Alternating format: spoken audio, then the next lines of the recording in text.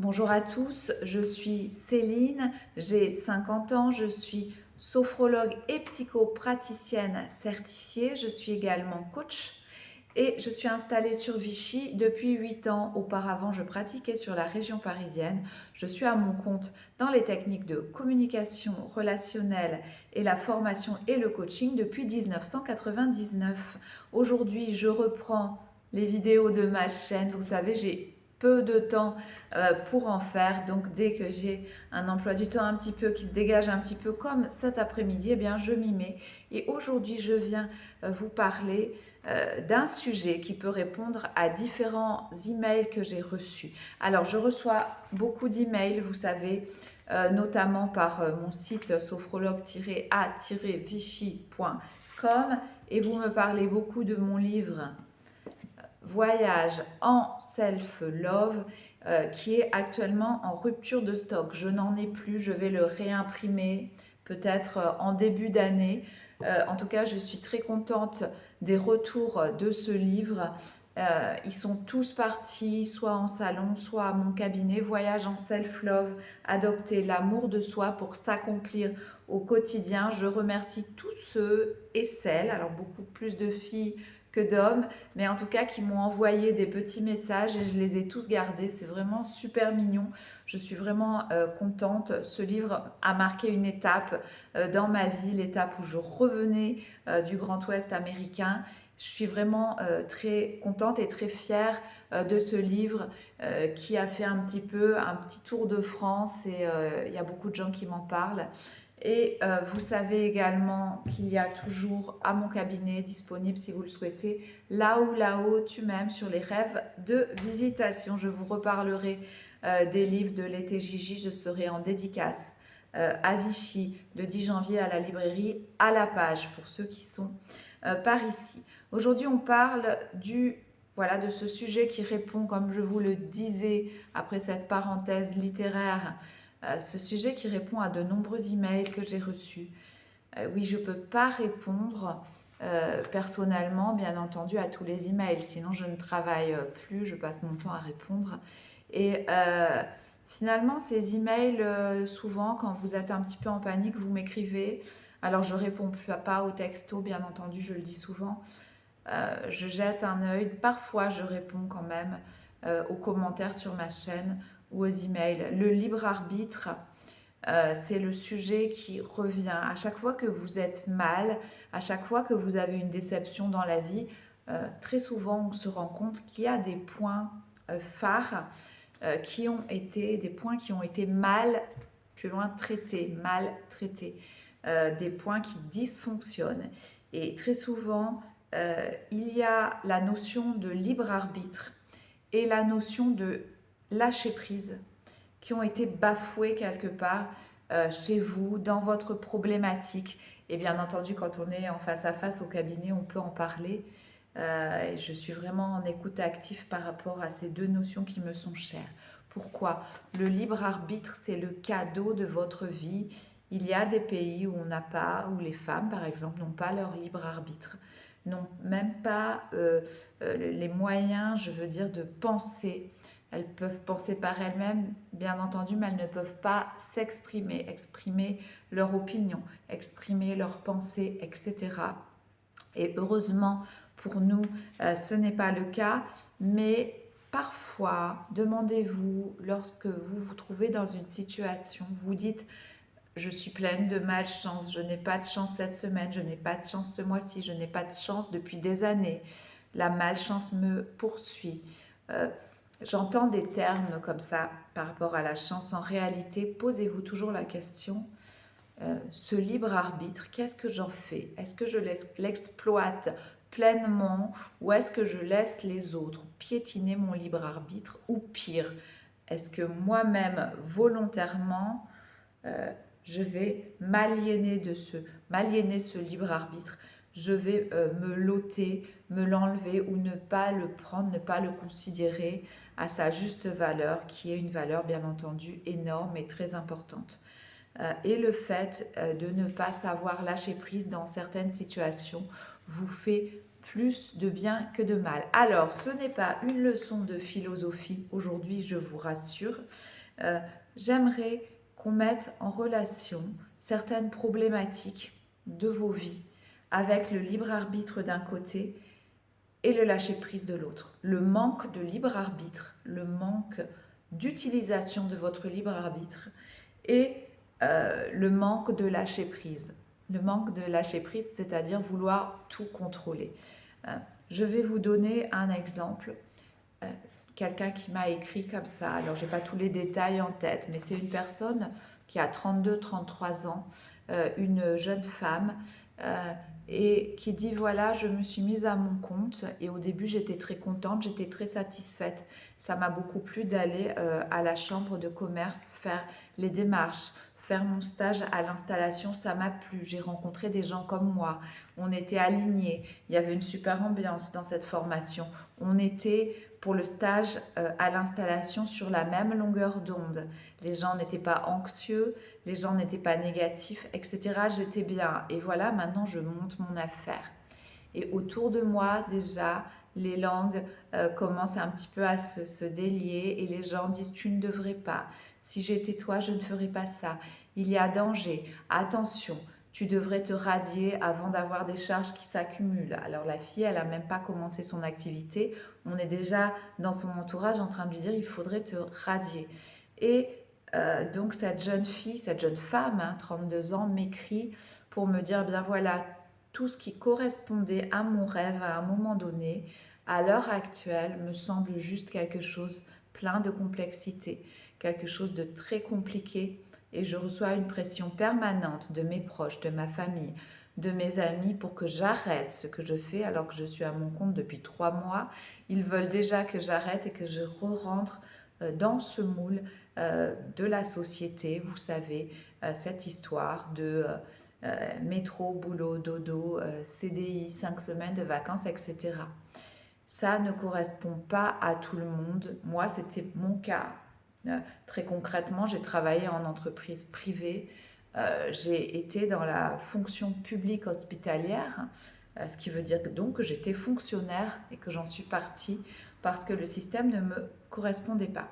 Et me mettre à mon compte, ça a été en 1999 quelque chose qui me correspondait euh, tout à fait avec, bien sûr, ce qui vous correspond et ce avec quoi vous êtes aligné n'est pas toujours facile et n'est pas toujours simple. Aligné ne veut pas dire dépourvu de toute complexité. Donc cette jeune fille, on va l'appeler Aline par exemple.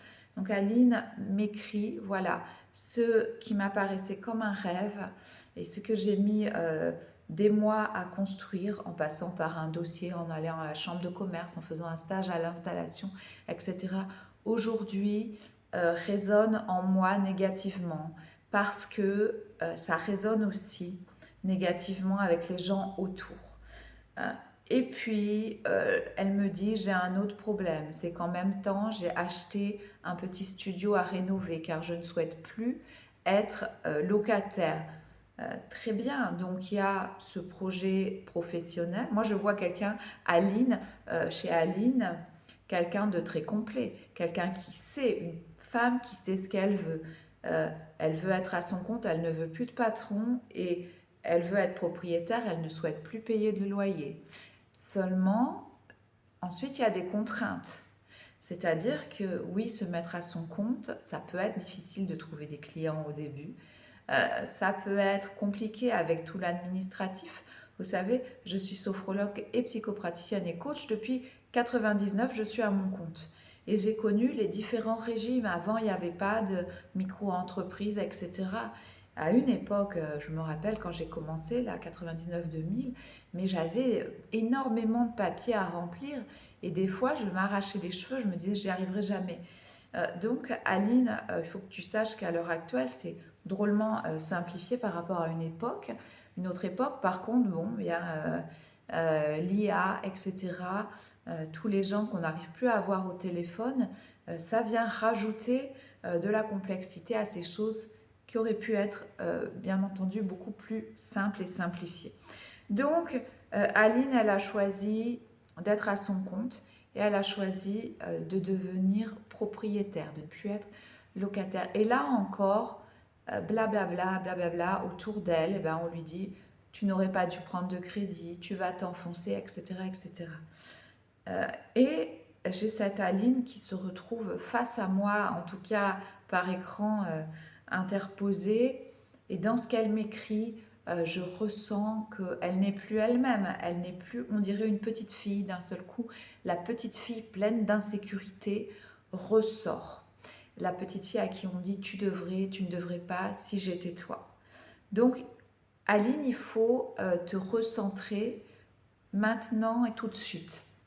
Le passé est derrière, demain n'est pas encore arrivé, donc c'est maintenant qu'il faut te recentrer. C'est la façon dont je traiterai ta situation si tu étais en face de moi à mon cabinet.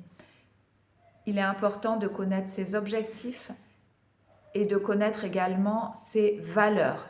Et à partir du moment où tu vas commencer à renier tes objectifs et tes valeurs non négociables, tu vas forcément tomber dans un schéma d'insécurité. Et c'est cette insécurité qui, à l'heure actuelle, résonne en toi dans la douleur de la non-validation. Tu ne te sens pas validé, tu ne sens plus ton projet validé. Quand tu étais en stage d'installation à la chambre de commerce, tout résonnait pleinement, tu te sentais validé par les autres, tu te sentais validé dans ton projet était validé et tu étais bien. C'est ce que tu m'écris, c'était une des plus belles périodes de ma vie. Et puis maintenant que les complexités arrivent et que tu ne te sens plus validé par ton entourage, tu hésites à appliquer ton libre arbitre, à continuer d'appliquer ce libre arbitre que tu as mis en marche. Tu hésites à continuer de penser avec ta propre volonté, ta propre posture mentale. Alors, tu sais que dans la vie, on a un gouvernail. Si c'est pas toi, Aline, qui tient le gouvernail, ce sera quelqu'un d'autre parce qu'on va pas laisser quand même le bateau se cracher contre un quai ou couler. Donc quelqu'un prendra de toute façon le gouvernail à un moment donné. Et dans le pire des cas, des fois, c'est plus vous, c'est plus votre famille, c'est les assistantes sociales, c'est les huissiers, etc., qui reprennent la barre. Ça arrive, hein, on l'a vu, ça arrive. Donc, l'importance du libre arbitre. Alors, il faut un petit peu mettre des œillères et se boucher les oreilles, Aline, parce que ce besoin de validation, il n'y a que toi qui sais, c'est toi qui gères ton portefeuille, c'est toi qui gères ton portefeuille de clients, c'est toi qui gères ton portefeuille réel ou virtuel, en tout cas qui gère tes comptes en banque, c'est toi qui valide maintenant, c'est plus l'autre qui valide.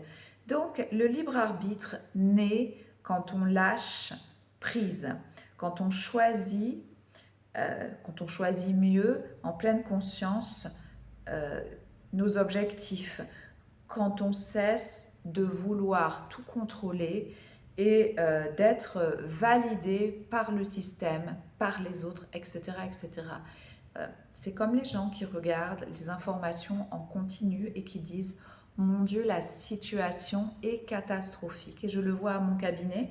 Alors, l'inflation, le prix de l'essence, etc., tout ça explose. Et en plus, maintenant, on utilise le mot guerre. Alors, imaginez l'inconscient collectif qui se met en marche sur l'essai de mots inflation. Inflation, on voit tout de suite la famine arriver. Et guerre, on sait ce que c'est qu'une guerre. On a vu des images, on connaît la guerre, même si personnellement, à notre âge, on ne l'a pas vécu. On l'a vu dans d'autres pays, on sait. Donc, imaginez à quel point, à l'heure actuelle, on est en train complètement de casser le moral des gens, de casser leur pouvoir d'achat, de casser leur morale et on est en train de saper leurs ambitions en réalité. Et les gens qui sont archi connectés toute la journée, qui regardent des chaînes d'information en continu, pour faire une pause, qui se mettent sur leur portable à la pause plutôt que d'aller boire un thé, de faire un exercice de respiration, imaginez à quel point leur libre arbitre est entraîné dans cette espèce de magma d'énergie négative et ils n'arrivent plus à lâcher prise. Et très souvent à mon cabinet, on me dit oui, c'est bien beau Céline, de me dire qu'il faut que je lâche le contrôle, que je pose mon fardeau sur l'univers, sur Dieu, que je confie mon fardeau à quelqu'un d'autre, euh, à, je ne sais, un ange gardien. Chacun a ses croyances. Déposez le fardeau à un moment donné parce que vous ne pouvez pas gérer toutes ces charges mentales. Le libre arbitre naît quand on lâche prise. On choisit mieux quand on cesse de vouloir tout contrôler et quand on cesse de vouloir être validé. La douleur de la non-validation est totalement imaginaire, mais je remarque et je pense que c'est très français. C'est un peu différent. Quand je travaillais en Suisse ou quand je vais en Belgique, je trouve que c'est quand même assez différent. En France, on accorde beaucoup d'importance à ce que l'autre pense. Et je l'entends souvent, mais que vont penser les gens si je fais ceci, si je fais cela? En réalité, ce qui est important, c'est ce que vous pensez de vous-même. Est-ce que vous vous respectez? Est-ce que vous respectez votre soi profond et intérieur? Est-ce que vous êtes fidèle à vous-même ou pas? En conclusion, je dirais, pour revenir à mon expérience personnelle au sujet du libre arbitre, de la volonté et du lâcher-prise, eh bien, lorsque vous avez un projet, si vous commencez à demander à tout le monde une validation, vous attendez une bénédiction, vous attendez que tout soit idéal pour avancer, bah, vous ne ferez jamais. En réalité, il n'y a pas longtemps, j'ai pris des billets d'avion parce que je compte partir, je vous en reparlerai. J'ai un projet à l'étranger, aux États-Unis, et je compte faire une série, justement, aller rencontrer des gens et faire une série aussi peut-être à l'occasion de vidéos aux États-Unis. Et bien entendu, c'est plus rassurant d'embarquer quelqu'un avec soi là-dedans. Donc moi, ma famille, je ne l'embarque pas parce que je sais que l'avion, ça ne leur plaît pas du tout, l'attente, etc. Et puis en plus, s'il y a une part professionnelle là-dedans, bon, ça ne leur donne pas envie de venir. Donc bon, bah, j'assume de partir seule une fois par an déjà pour me vider l'esprit, pour aller voir ce qui se fait ailleurs. Et ça serait plus simple pour moi de demander à des gens que je connais, bah viens avec moi. Puis très vite, ça serait les dates me conviennent pas, le lieu me convient pas, l'hôtel me convient pas, ta façon de faire me convient pas, etc. Donc dans ce cas-là, bah, qu'est-ce que je fais? Je dis ok, bon, je passe un ou deux coups de fil, je vois que ça va pas se faire. Je prends ma voiture, je vais acheter mes billets, je paye mes billets, puis voilà, c'est fait maintenant. Une fois que c'est fait, c'est fait. On y est. Faire, c'est la meilleure façon de commencer. Lorsque vous demandez l'avis de tout le monde sur plein de choses, vous mettre à votre compte, acheter une maison, acheter un appartement, partir au bout du monde, démissionner, etc., des étapes de la vie, vous avez rencontré quelqu'un, il vous faut la validation de vos amis, de vos parents, etc. Laissez tomber tout ça. Ce qui compte, c'est votre libre arbitre. Et le libre arbitre naît naturellement lorsqu'on lâche la pression, mais qu'on choisit également de vouloir répondre à ses aspirations profondes. Dans toutes ces étapes de la vie, dans toutes les étapes de ma vie que je vois, je n'ai jamais demandé l'autorisation à personne pour effectuer, pour faire les choses. Et de toute façon, si je l'avais demandé, ça aurait mal tourné, entre guillemets, puisque je considère que le libre arbitre, c'est le cadeau de ma vie, c'est le cadeau de votre vie. Et si vous avez un désir profond, si ce désir n'est pas complètement irrationnel, hein, bien sûr, eh bien, il est là pour une raison, ce désir. Si vous avez des valeurs profondes et des valeurs non négociables, eh bien, dans le cas d'Aline, par exemple, ça pourrait être ne plus avoir de patron, être propriétaire pour ne plus dépendre d'un bailleur, par exemple.